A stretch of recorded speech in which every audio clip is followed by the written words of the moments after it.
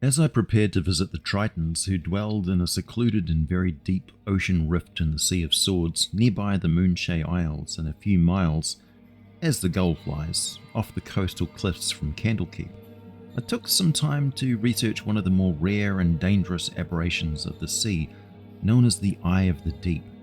Thankfully, I located a document in the archives from one Ed of the Greenwood, published originally on the planet Earth, in a thing called Dragon Magazine, issue number 93, printed in January 1985, which is sometime in the future by Dale reckoning of years, but from the perspective of Earth people is now exactly 40 years ago.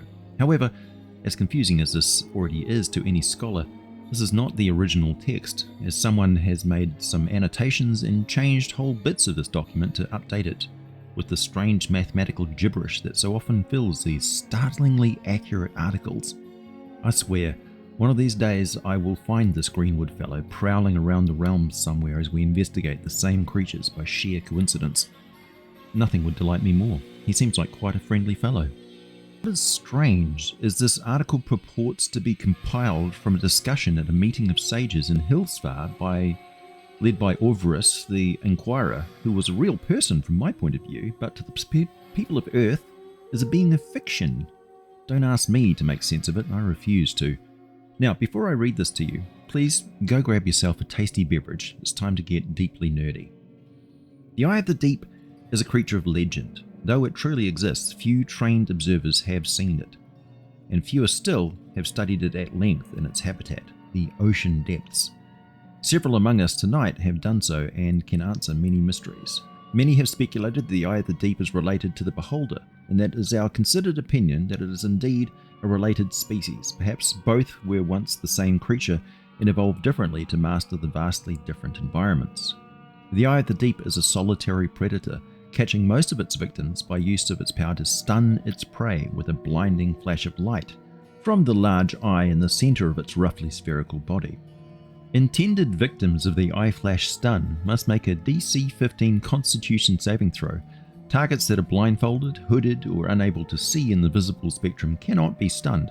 A darkness spell will provide an effective screen against such flashes. However, most defenses require more time to put in place than the stunning flash of the eye requires to fire, and an Eye of the Deep will recognize any defensive preparations for what they are. In a magic shootout with a Beholder, the Beholder is always going to win. It's not casting spells, it's directing channeled raw magical power. A stunned creature is incapacitated, can't move, finds it difficult to speak, and automatically fails strength and dexterity saving throws. Attack rolls against the creature have advantage, unless the victim succeeds with a DC 15 Constitution saving throw on any of their following turns, and this condition can last from 1 to 4 minutes. The effect of repeated eye flashes is not cumulative. A stunned victim cannot be more stunned. The Beholder can use its stun power for as many as 5 rounds in succession, but then must rest the eye flash power for an equal number of rounds before it can be used again. Saving against this stun flash does not provide immunity to future stun attempts from that or any other Beholder, so the Eye of the Deep makes good use of it and can quickly overcome a group of enemies who happen to have had some bad luck with their dice rolls. The Eye of the Deep can use its physical attacks, its pincers and teeth, in the same round that it emits its eye flash. It will go after stunned creatures in preference to other nearby prey only if it thinks that the unstunned targets present no immediate threat to itself. The creature will attempt to grab prey with one or both of its pincers and then bring the victim up to its mouth. Bite attack is made at advantage against the victim held by one or both pincers. The benefit of grabbing a victim with both pincers is that the victim is also restrained that way, meaning attack rolls made against it from any source will have advantage and the victim's own attacks are made at disadvantage, and this penalty also applies to any dexterity checks, plus they can't move, reduced to their speed to 0. If the creature takes damage in any given round, it will release its hold on anything in its pincers, otherwise prey that is being held by one or more pincers will continually take 2d6 plus 2 piercing damage from each pincer until it dies or the hold is broken. A victim held by one pincer can, if not stunned or otherwise immobilized, wrest itself out of the pincer's grip with a DC 15 strength check. An Eye of the Deep will attack prey that is considered larger than itself, such as a giant squid, but it is intelligent enough to only do so when it has advantage and is not in immediate danger of being severely hurt. This is a common trait to most eyes of the deep, making them sometimes act as a manner that seems cowardly, but in fact is just shrewd self-preservation. Even if prey is not thus restrained, the eye of the deep can bring its two large pincers into play to grab and rend its victims. These pincers can shred creatures much larger than the eye itself, and the octopi, giant squids and other huge cruising fish of the depths form the bulk of this creature's diet. It prizes most highly sinking ships, for it breaks into the disintegrating hulls of these, aided by the intense pressure of the deep, and dines upon the tasty bodies of surface creatures trapped inside. It cannot rise into shallow waters after such prey, because the less intense water pressure at shallow depths causes its body and internal gases to expand and ultimately explode apart. And for this reason, the corpse of an eye reaches the surface very rarely, and the distorted fragments of its rent body sink back to the bottom, or are devoured by shallow water marine life. To compensate for their inability to travel in shallow waters, eyes of the deep sometimes cooperate with Sahuagin for short periods and specific undertakings, usually demanding as payment the bodies of many surface dwellers. And this dietary preference is one of the many hints at a common origin for both the eye of the deep and the beholder, aside from their common physical traits. Metallic treasure is often ingested by an eye of the deep, but does not harm the creature and remains in its stomach until it accumulates to uncomfortable proportions, whereupon it is regurgitated forth in the eye's lair. All eyes make themselves a lair in an undersea grotto, slaying any previous occupants if necessary, far from the lairs of other eyes of the deep, and as near to abundant food as possible, such as beneath heavily travelled shipping routes or in areas of storms or shoals. An eye may well have its lair guarded by lesser creatures or by traps, falling nets weighted by stones and so forth, such as it can manage. An eye's claws are quite dexterous and can shear through nets, ropes and the like with the speed and accuracy you would expect. Eyes are aggressive, deceitful and totally self-interested. Loyalty has little meaning for them, and they will cooperate with creatures of like alignment only when they stand to gain much prey or are coerced into doing so. Eyes avoid other eyes purely for reasons of practicality, not desiring to die or be badly wounded in a tough fight with an opponent of equal powers. It should be noted that the admittedly few observations of such battles indicate that the eye can be affected by another eye's illusions, but each is immune to another's stunning power. Eye stalks can be regenerated in 6 to 11 days when lost, and other body parts such as pincers or the central eye regrown in a matter of months, but the rapidity of such growth depends upon the amount of prey an eye can consume, and a seriously wounded eye is a poor hunter due to its slow natural speed. Eyes of the deep are highly maneuverable when swimming, due to their ability to use their many underside feelers, flexible sticky body strands which can act as paddles when swimming or walk along rocks or other solid objects, hold prey and so on. An eye grows new feelers constantly, and feelers are continually lost or damaged by its activities, so that an eye's underside is a tangled forest of whitish mauve mottled feelers, all of differing lengths and diameters, twitching and feeling around. Hidden amongst the many feelers are a few strands devoted to reproduction, long feelers that hold the eye's eggs like peas in a pod. All of the feelers, except for the few reproductive strands, can be made sticky by the secretion of glue-like fluid, and made unsticky by the emission of an alcohol-like solvent that counteracts the glue. The former process requires one round and must be performed before the feelers can be used to manipulate objects or provide traction on a solid surface. The latter process only takes one action and can be performed before the creature can again use its feelers to help it move through the water. The feelers can grab and manipulate any object as large and as heavy as a human body, but the creature cannot hold such an object and move under its own power at the same time. As such, the feelers are almost exclusively used either for locomotion or to anchor the eye of the deep to a solid surface while it waits the approach of prey. The reproductive strands have none of the properties of the other feelers. They are very few in number, about 3 to 6 out of the total of 60 to 90 feelers, and are continually replaced or regrown like the other feelers. Once every 2 months, an egg is produced, and each strand When a strand accumulates 6 to 11 eggs, it splits open lengthwise and deposits the contents into the surrounding water, randomly. Each egg is spherical, about 6 inches in diameter, with a tough but flexible shell that enables it to withstand water pressure and moderately hard blows without cracking. So periodically these egg holders rupture, depositing their cargoes on the ocean bottom or in the powerful currents of the deeps, and other eye of the deep can fertilize these eggs. The creatures are bisexual but cannot fertilize their own eggs, and any eye will fertilize another eye's eggs instinctively whenever it recognizes the eggs for what they are.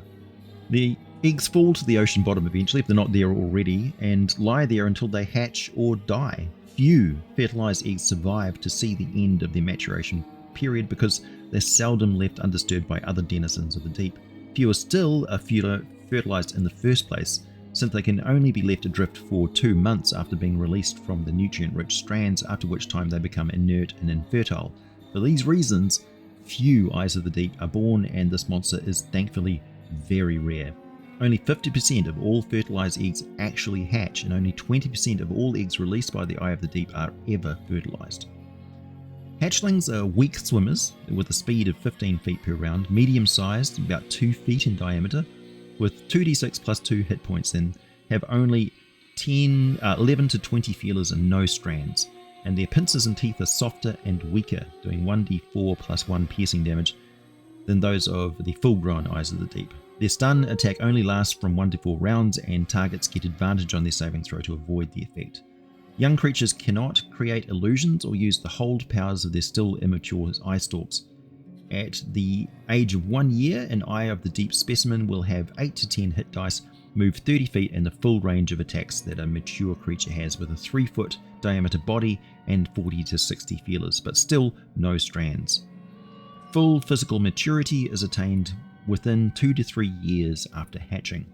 The hatchlings are rapidly dispersed by ocean currents and typically hide, feeding on bottom life, carrion, and small fish for a year or more, slowly growing to full size and powers. As an eye grows, it actually splits its skin, shedding the tough, chitinous outer armor plates of its body to reveal soft, new, larger plates within. It eats discarded plates to regain lost body minerals and begins building a new layer of plates within itself once more. When an eye reaches physical maturity, its body processes shift to regeneration rather than continual growth. Thus, lost or damaged plates are repaired by the secretion of new material from within. The young eyes cooperate with the other creatures more rapidly and readily than do the more wary older ones. An eye can communicate with other intelligent creatures by means of telepathy. However, the telepathy ability of the Eye of the Deep will work only with any creature with a high animal intelligence or greater within a 60-foot range. They can't communicate with fish or other species.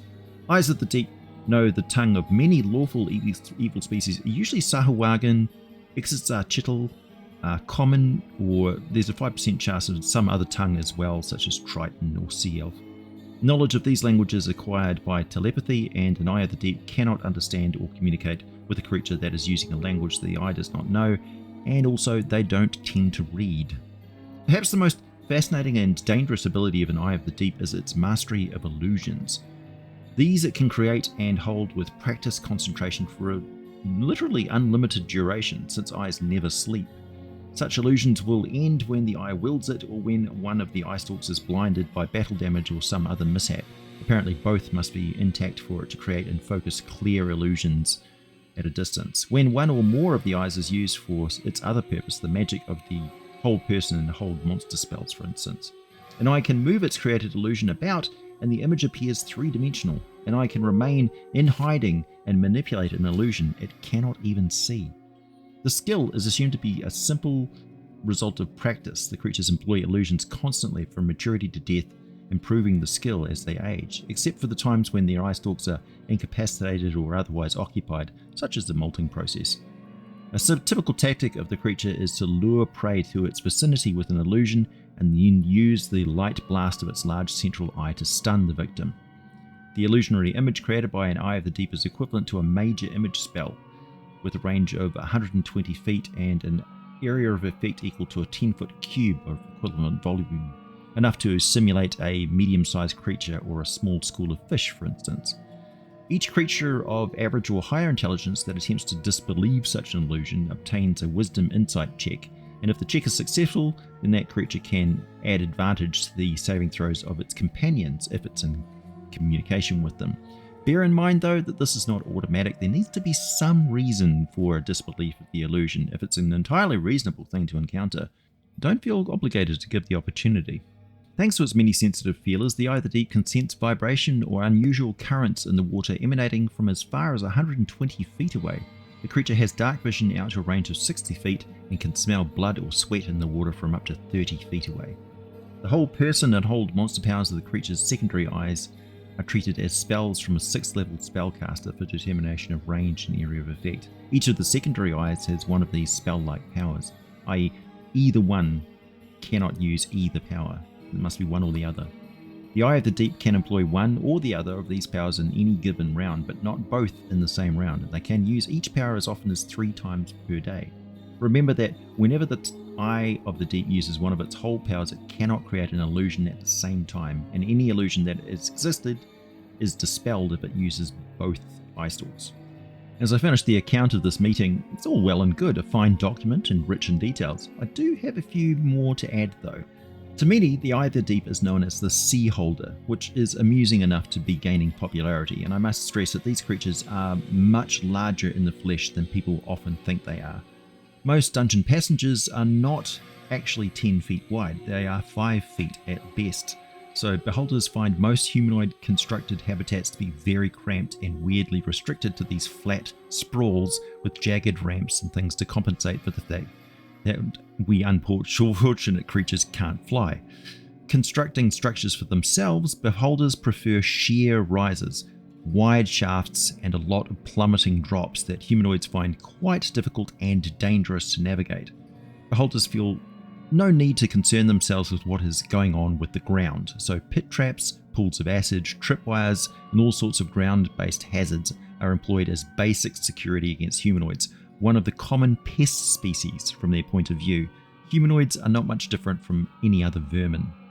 Seaholders are also known to entertain themselves using their power to project illusions and delight in sadistic games where they act very much like the ringmaster, or dungeon master if you will, of their lair, using combinations of illusions, treacherous terrain, and other nasty creatures that share their lair and items from their collections of loot from past victims. The very last thing they want to do is face an opponent that is any real equal threat to them. So while they are not as smart as other beholders, they make use of their abilities in ways a lot more creative than you would expect, and it's very hard to face them without also dealing with many other things that divide your attention, your abilities, and your power to harm them back. Beware also that, as with all beholderkin, there is variation in every individual. No two are exactly alike, unless that happens to be their special quirk, but as the Dungeon Master, feel free to modify the base traits of any Eye of the Deep or any other beholderkin to make encountering them predictably unpredictable. My name is AJ Pickett. Thanks for listening. As always, I'll be back with more for you very soon.